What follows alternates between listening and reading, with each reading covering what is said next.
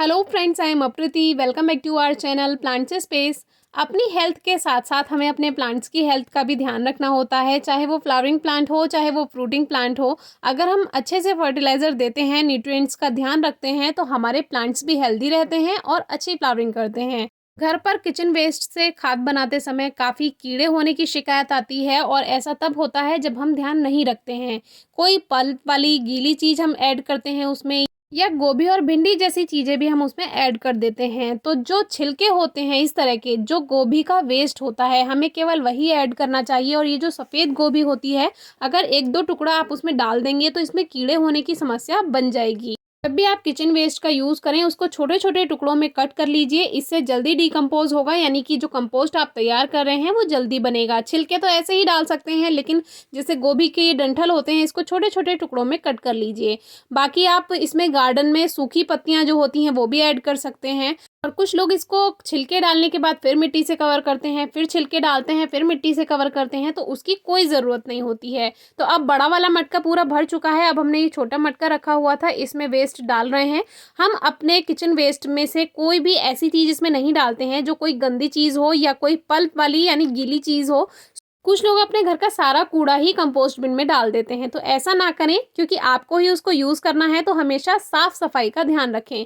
Kitchen waste जो होता है, सब्जी के छिलके, फलों के छिलके, या कागज़ के छोटे टुकड़े हैं, या कोई कार्डबोर्ड है छोटा सा, उसको आप कट करके इसमें डाल सकते हैं। वेस्ट जो होता है, पेपर वेस्ट होते हैं हमारे घर में, उनको भी आप इसमें डाल सकते हैं। लेकिन सफाई का ध्यान रखें, केवल किचन वेस्ट ही यूज़ करें, क्योंकि जब तैयार होगा तो फिर स्मेल आएगी। अगर आप गंदी चीज़ इसमें कोई डाल देंगे, तो सफाई का ध्यान रखें। कोई स्मेल नहीं आती है, कोई कीड़े नहीं होते हैं। गीली चीज़ कभी ना डालें, उसी से ही कीड़े बनते हैं।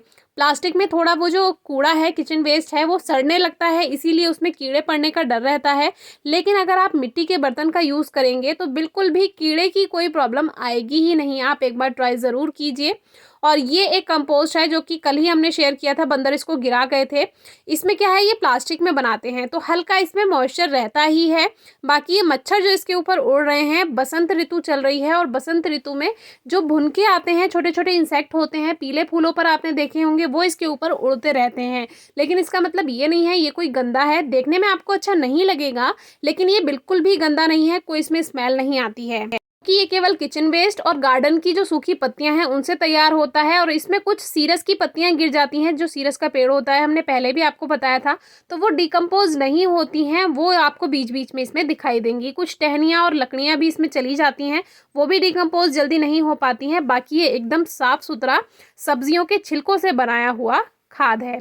तो अब इसको हल्का सा सुखा लेते हैं, क्योंकि ज़्यादा गीला रहता है, प्लास्टिक के ड्रम में रखा रहता है, इसीलिए हल्का सा ही सुखाया है, बहुत ज़्यादा नहीं सुखाना है, नहीं तो इसका जो पावर है वो कम हो जाती है। और बीच बीच में इसको थोड़ा सा झाड़ू की हेल्प से थोड़ा सा इसमें फिरा दीजिए झाड़ू को, तो ओवर मॉइस्चर जो है वो जल्दी खत्म हो जाता है। हैंड ग्लव्स अभी नीचे रखे हुए थे घर में, ऊपर नहीं थे, तो हमने एक पॉली बैग का यूज़ कर लिया। एक हाथ में पॉली बैग पहनकर भी आप ये काम कर सकते हैं, तो आपको गंदा भी नहीं लगेगा बिल्कुल, और एकदम साफ कंपोस्ट तैयार हो जाएगा। इसको तैयार होने के बाद आप 1 महीने के अंदर अंदर इसको यूज़ कर लीजिए, क्योंकि फिर पावर कम होने लगती है, खाद पुराना होता जाता है, तो 1 महीने 2 महीने में इसको यूज़ कर लेना है।